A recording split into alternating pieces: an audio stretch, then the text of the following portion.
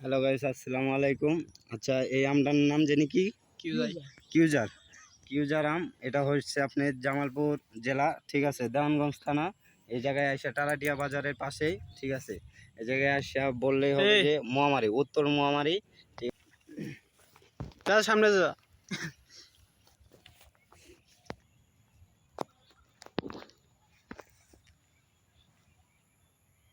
এই কলম কাটছো কবে?